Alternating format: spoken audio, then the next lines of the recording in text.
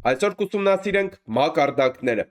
Նպատակը սովորել տեխնիկական վերլուծության էության մեջ մակարդակների դերը, սովորել մակարդակների տեսակները եւ դրանց ֆունկցիոնալ նշանակությունը։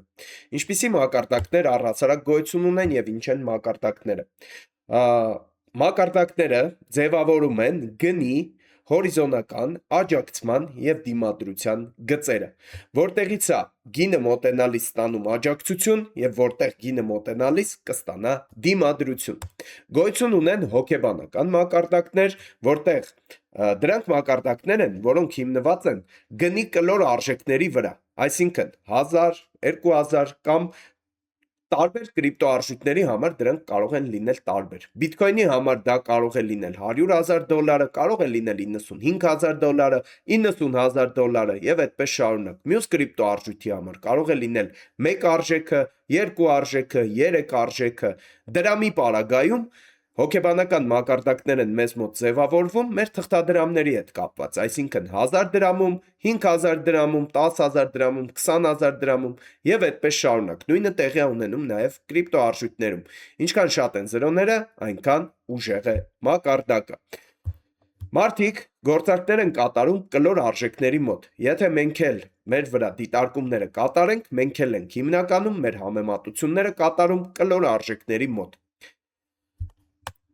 Մակարդակը ցույց է տալիս գնման եւ վաճառքի գինը, թե որտեղ են տեղի ունեցել հիմնականում գնի շրջադարձերը եւ այդտեղից հետ է վերադարձել գինը։ Կան նաեւ պատմական մակարդակներ։ Սա կրիպտոարժույթի պատմական մաքսիմումների եւ պատմական մինիմումներով կառուցված մակարդակներն են։ Պետք է հաշվի առնել, որ անհրաժեշտ է առնվազն ունենալ 2 հպում, որպիսի տեսնել մակարդակ։ Եթե 1 հպում է, դա մակարդակ չի կարող լինել։ Նվազագույն եւ առավելագույն գները պարբերական ժամանակահատվածի համար ձևավորում են պատմական մակարդակներ։ Լոկալ մակարդակները դա գնի գրաֆիկի վրա տեղական միջանկյալ կետեր են։ Ինչ որ մի ժամանակահատվածի համար, ինչ որ փոքր հատվածի համար գնի որոշակի արժեքներ տվել են, արձագանք է ստացել գինը հենց այդ մակարդակներից։ Ցույց է տալիս մեր մակարդակները ուղենիշ գների հետագա աճի եւ անկման համար։ Հիմա կանցնենք գրաֆիկների վրա եւ հերթով ուսումնասիրենք։ Եկեք առաջինը ուսումնասիրենք մեր պատմական մակարդակները։ Եկեք պատկերացնենք, որ մեր կրիպտոարժույթը առաջացել է եւ սկսել է իր գնի տատանումները։ Բարձրացել է, հասել է ինչ-որ մակարդակի, իջել է այս արժեքից, հասել է իր պատմական մինիմումներին, սա իր պատմական մինիմումներ։ Հասել է իր պատմական մինիմումներին, հետաշրջվել եւ այստեղ ինքը ձևավորել է արդեն պատմական մինիմումների մակարդակ։ Քանի որ մենք ունենք 2 հպում, առաջի հպում եւ երկրորդ հպում, այստեղ ձևավորվել է պատմական մինիմումների մակարդակ եւ մենք արդեն կարող ենք որոշակի ենթադրություն անել, որոշակի տրամաբանություն տեսնել, որ եթե գինը հաջորդ անգամ մոտենա այս մակարդակին, շրջադարձ կկատարի եւ ել ավելի ներքև չի իջնի, որովհետեւ այստեղ մեր գնի պատմական մինիմումների մակարդակն է։ Հաջորդը ձևավորվում է գնի պատմական մաքսիմումների մակարդակ նույն տրամաբանության մեջ, ձևավորելով առաջի մակարդակը, ձևավորելով երկրորդ մակարդակը, մենք ունենում ենք գնի պատմական մաքսիմումների մակարդակ, որ եթե հաջորդ անգամ գինը մոտենա այս մակարդակին, մենք այստեղից սպասենք որոշակի ռեակցիա եւ հետ վերադարձ գնի, հետ վերադարձ։ Սա պատմական մակարդակը։ Եկեք գրաֆիկների վրա տեսնենք, թե ինչպես է պետք որոշել պատմական մակարդակները։ Նախ եւ առաջ պատմական մակարդակը հասկանալու համար պետք է ընտրել մեծ time frame, որպեսզի տեսնել գնի ամբողջ գրաֆիկը։ Ընտրում եմ 1 օրանոց time frame-ը, հեռացնում եմ հնարավորինս հեռացնում եմ եւ փորձում եմ գտնել պատմական մինիմումների մակարդակ։ Այստեղ ընկերներ տեսնում եմ ձևավորված պատմական մինիմումների մակարդակ, որովհետեւ գինը առնվազն 1, 2, 3 անգամ մոտեցել է այս արժեքին եւ այստեղից հետա վերադարձել։ Ես հիմա կարող եմ որոշակի ճշտությամբ արդեն հասկանալ, որ եթե գինս մոտենա կրկին այս մակարդակներին, էլի այդտեղից հետա վերադառնալու եւ շարժվելու է հակառակ ուղղությամբ։ Եթե նայենք գնի պատմական մաքսիմումներին, մենք այստեղ նաեւ պատմական մաքսիմումների մակարդակ կարող ենք ունենալ, որովհետև գինը 3 անգամ եկել հասել է պատմական այս մաքսիմումներին եւ հետա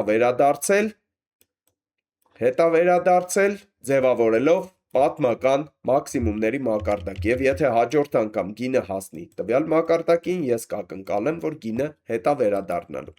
Հիմա եկեք ուսումնասիրենք հոգեբանական մակարդակները, քանի որ հասկացանք ընդհանուր առմամբ մակարդակների տրամաբանությունը, եկեք այս պահին կոնկրետ տեսնենք, որտեղ կարող է ձևավորած լինի մակարդակ։ Ես ընկերներ այստեղ տեսնում եմ 200 արժեքը, որտեղ կարող է ձևավորված լինի հոգեբանական մակարդակ, այստեղ տեսնում եմ 150 արժեքը, որտեղ կարող է ձևավորած լինի հոգեբանական մակարդակ։ Եկեք այդ մակարդակները գծեմ եւ իրար հետ նայենք, արդյոք գինը որոշակի ռեակցիա ցույց տվել է այս մակարդակներին, թե ցույց չի տվել 150 արժեքում, 200 արժեքում։ Ինչպես տեսնում եք, գինը ամեն անգամ, երբ մոտեցել է մեր հոգեբանական մակարդակներին 200 արժեքին, վերևից մոտենալուց ստացել է հակառակ ռեակցիա, ներքևից մոտենալիս ստացել է դեպի ներքև ռեակցիա, քանի դեռ գինը չի ջարդել տվյալ մակարդակը։ Եթե գինը ջարդում է մակարդակը, ինքը սկսում է շարժվել հաջորդ մակարդակների մեջ, հիմա դա մենք տեղային մակարդակներով կսկսենք հասկանալ։ Գինը մոտեցել է, դիմադրություն է ստացել եւ սկսել է շարժվել հակառակ ուղղությամբ։ Վերևից ընկերներ մեր դիմադրության գիծն է, որովհետեւ վերևի գիծը դիմադրում է, որպեսզի գինը բարձրանա, իսկ ներքևից մեր աջակցության գիծն է, քանի որ հենց գինը մոտենում է ներքևի աջակցման մակարդակին, այստեղից ստանում է աջակցություն, որպեսզի ինքը կրկին բարձրանա վերև։ Ինչպես տեսնում եք, շատ լավ աշխատել են մեր հոգեբանական մակարդակները պատմության ընթացքում եւ գինը ամեն անգամ մոտենալով այս մակարդակներին ստացել է որոշակի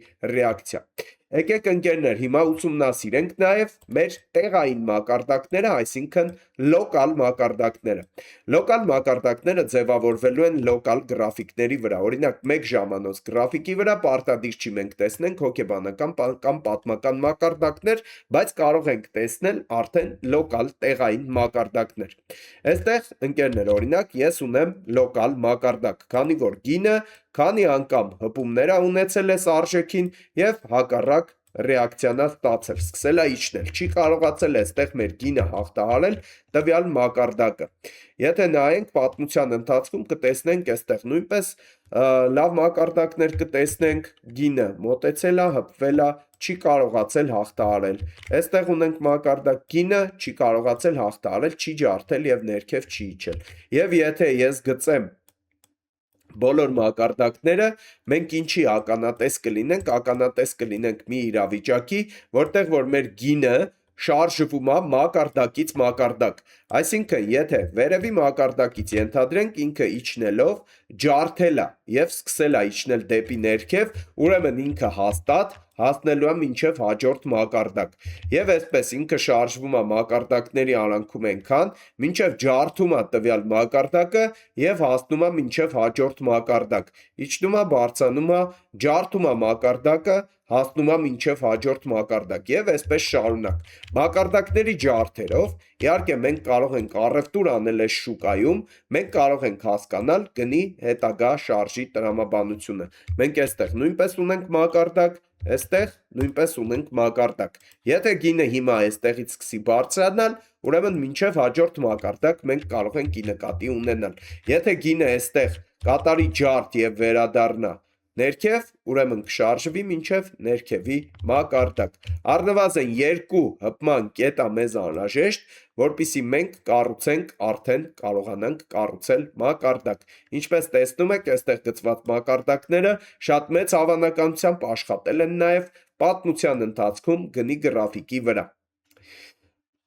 Ինչ արեցինք մենք։ Մենք սովորեցինք մակարդակները, ինչպես են դրանք կիրառվում գրաֆիկների վրա, իմացանք ինչ են դրանք, հասկացանք մակարդակների տեսակները եւ դրանց ֆունկցիոնալ նշանակությունը։ Այսքանը կհանդիպենք հաջորդ վիդեոյի շրջանակներում։